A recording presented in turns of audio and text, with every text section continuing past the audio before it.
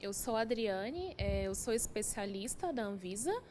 Atualmente eu trabalho na coordenação de pesquisa clínica de medicamentos e eu vou falar para vocês hoje um pouco sobre a RDC 9 de 2015 e fazer uma avaliação desses 2 anos, né, da implementação da norma e quais vêm sendo as avaliações da COPEC, as expectativas que a gente tem e alguns dados que eu vou passar para vocês. Então, inicialmente, só para contextualizar, anteriormente, pode voltar por favor? Anteriormente à vigência da RDC 9 de 2015, nós tínhamos a RDC 39 de 2008. Então, na época da RDC 39, a lógica era a seguinte: as empresas submetiam cada protocolo de estudo clínico de forma separada. Então, cada um desses protocolos entrava de forma separada na Anvisa. Então, o que era solicitado na época era o protocolo clínico, a brochura do investigador e algumas informações de qualidade, mas de forma muito simplificada, e isso entrava de forma separada na Anvisa.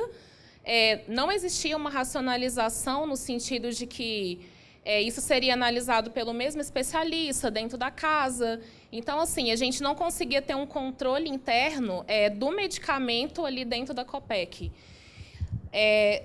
Daí, houve uma discussão no sentido de que o ideal seria que a gente seguisse os modelos das outras agências, de tentar seguir o desenvolvimento do medicamento, de forma a criar uma norma em que a gente conseguisse acompanhar o desenvolvimento global daquele medicamento. Então, na época, foi criado um grupo de trabalho para avaliar as outras normas de pesquisa clínica das outras agências. Então, foi avaliada a norma dos Estados Unidos, a norma da Europa, norma do México, norma da Austrália e de algumas outras agências.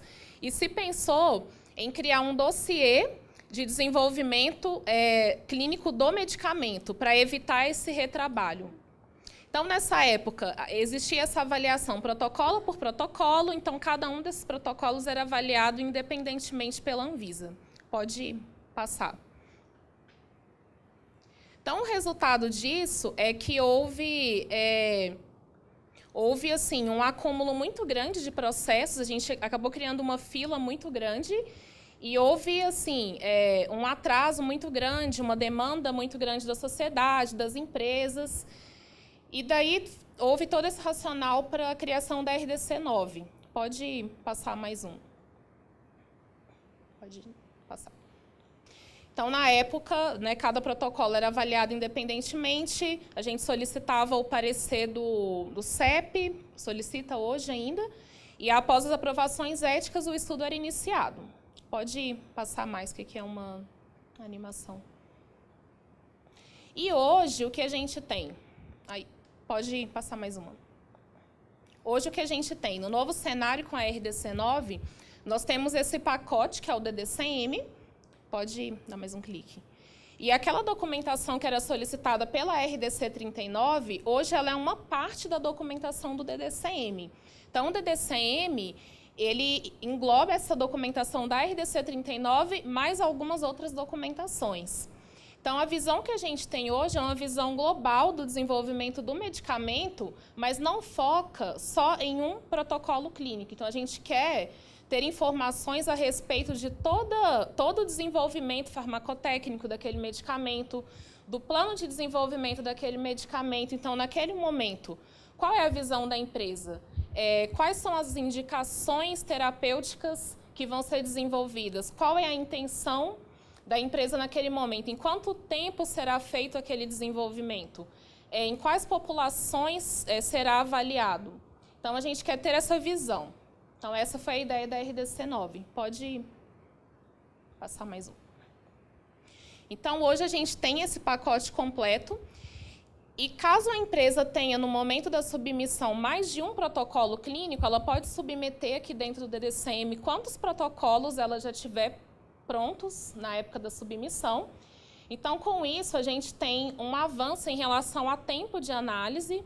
Então, nós temos casos de DDCMs que entraram na Anvisa com 5, 6 protocolos em um único DDCM. Então, na época da RDC 39, isso entrava de forma separada não necessariamente era avaliado pelo mesmo especialista. Então, tinha toda a questão de subjetividade da análise, do retrabalho, da avaliação, às vezes, da mesma versão da brochura do investigador várias vezes por pessoas diferentes. Então, a gente conseguiu reduzir isso agora com esse novo modelo. Então, a ideia hoje é que a gente avalie esse dossiê com todos os protocolos que a empresa tenha naquele momento. No caso dos protocolos que não estejam prontos, que aquela visão do que ela quer desenvolver esteja ali dentro do plano do desenvolvimento e que seja entregue para a Anvisa. Parecer do CEP para aquele protocolo que esteja sendo encaminhado, que seja avaliado, e o estudo vai ser iniciado após a avaliação da Anvisa e autorização e após as autorizações éticas. Pode passar.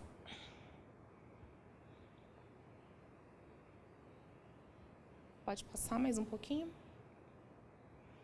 Então, em relação à documentação, a RDC 9 ela trouxe um avanço em relação a o que a Anvisa avalia do desenvolvimento clínico do medicamento.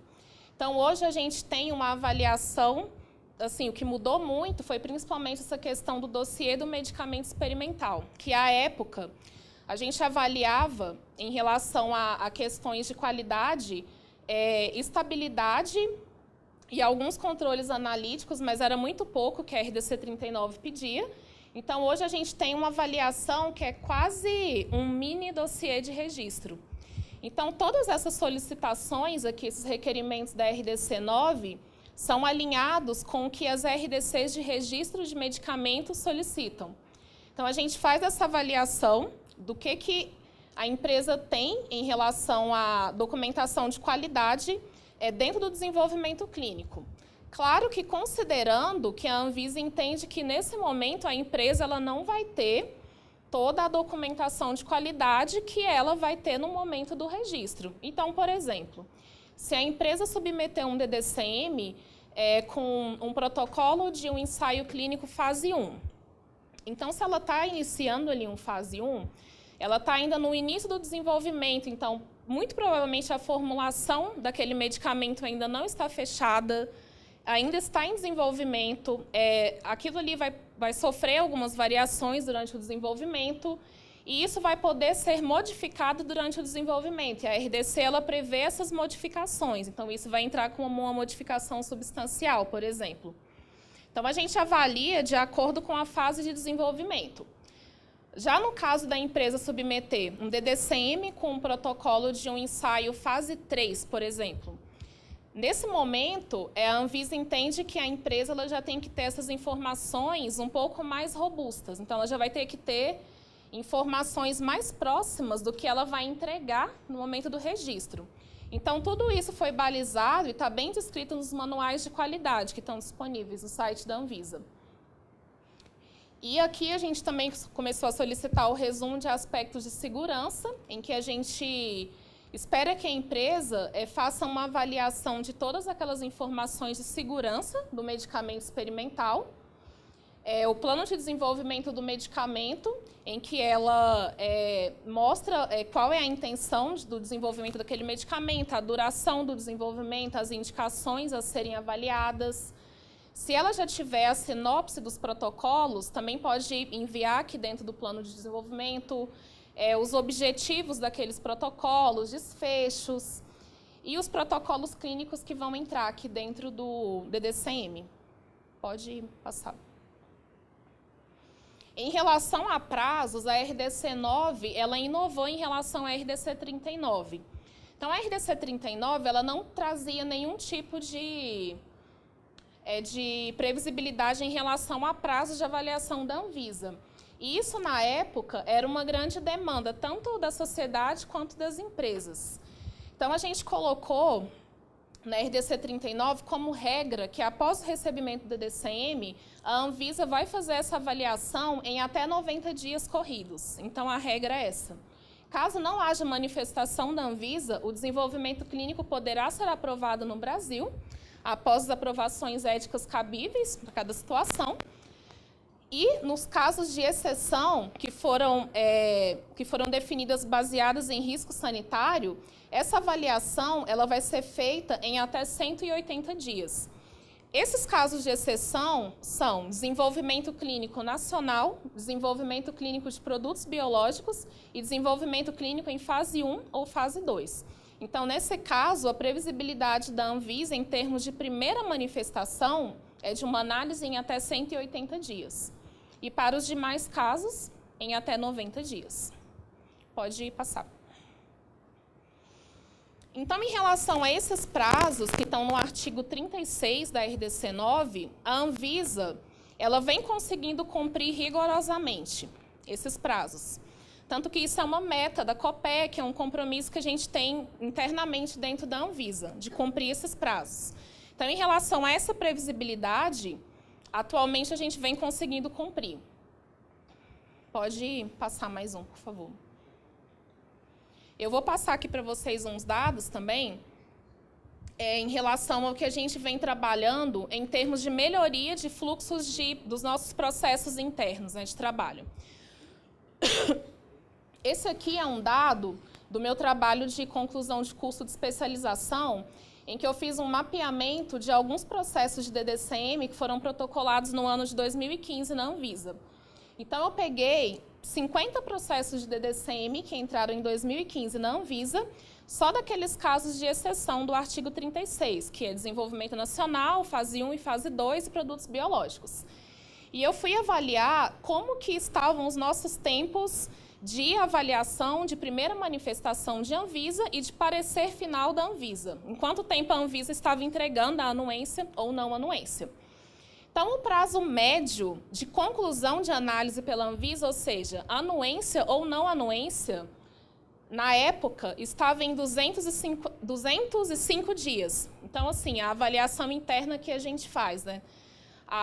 O prazo que a gente coloca em norma como primeira manifestação é de até 180 dias. Só que a gente tem um prazo médio de conclusão de análise de 205 dias.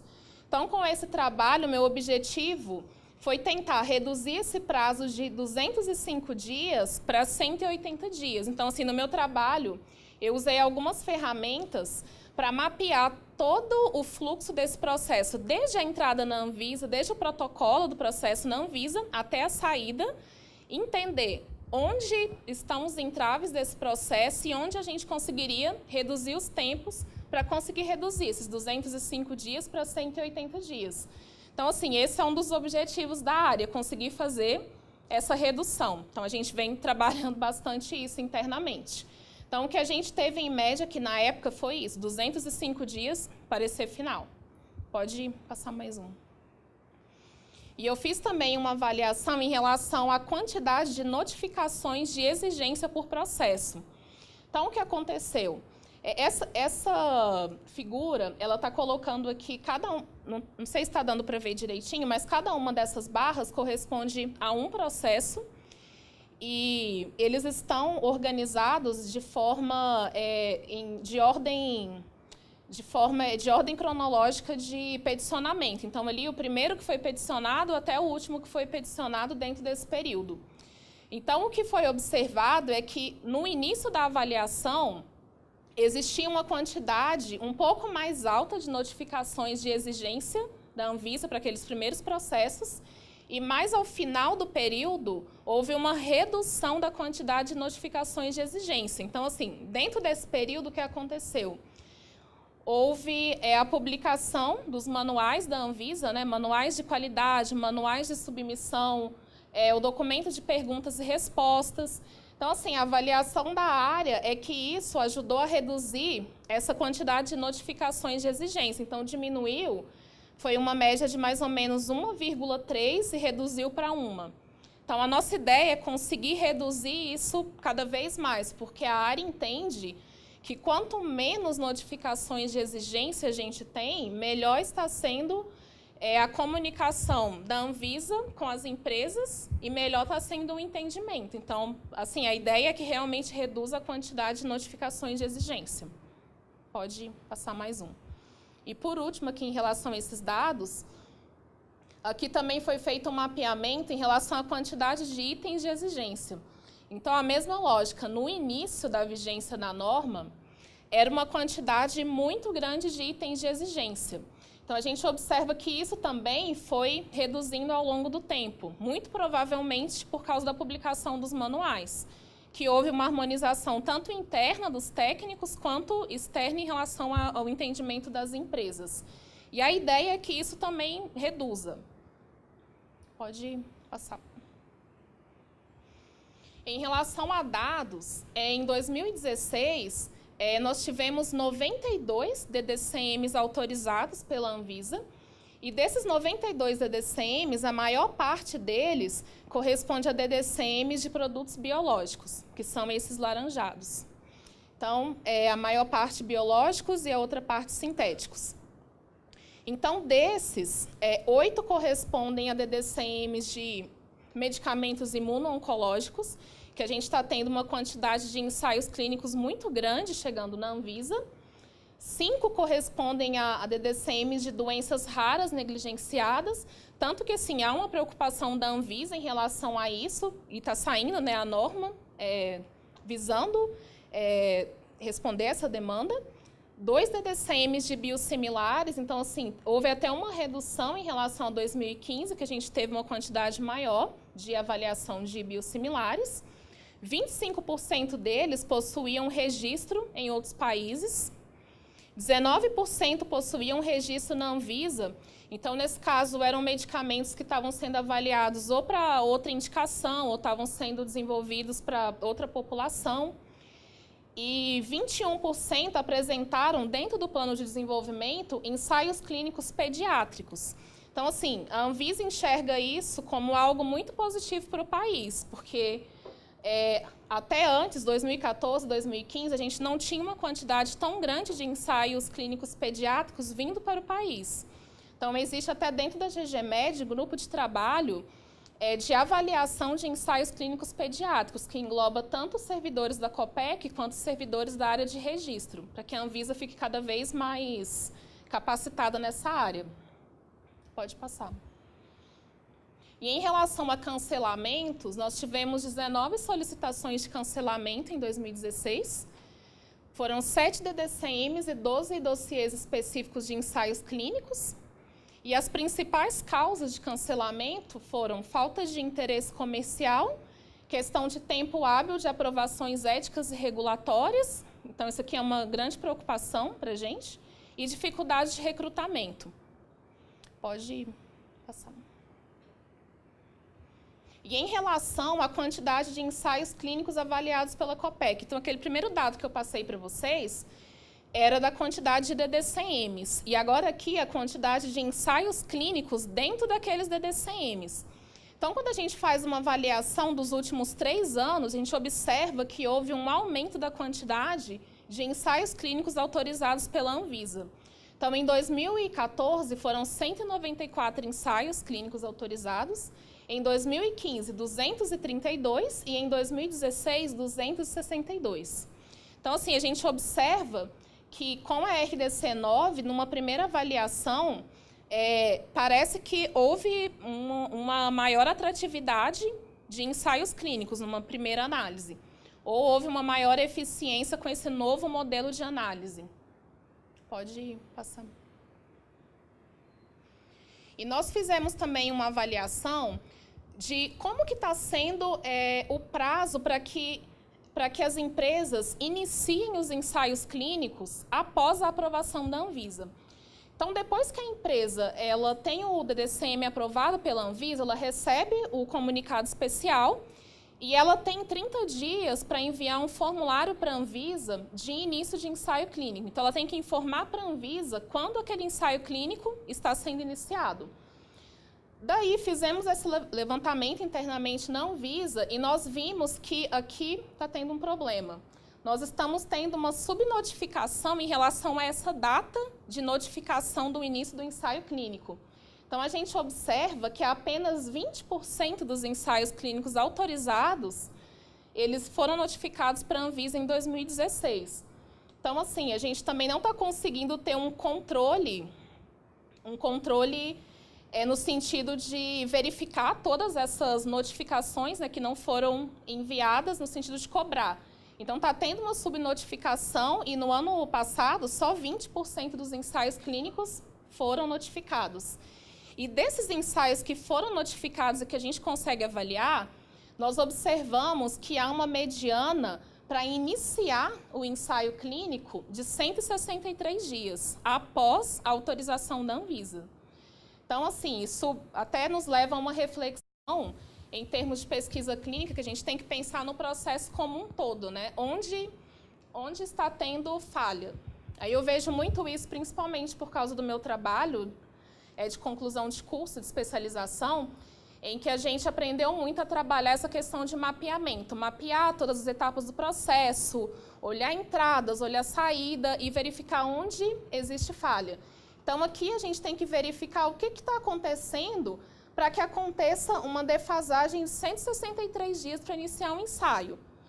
Claro que vão ter casos em que vai ter problema de recrutamento, vão ter questões relacionadas à logística de centro, vão ter vários motivos. E eu acho que aqui também é uma questão que a gente tem que trabalhar e entender o que está acontecendo. Pode passar. Então, em relação aos prazos, como eu falei lá atrás, aqueles prazos do artigo 36, de 90 dias, 180 dias, a Anvisa ela vem conseguindo cumprir.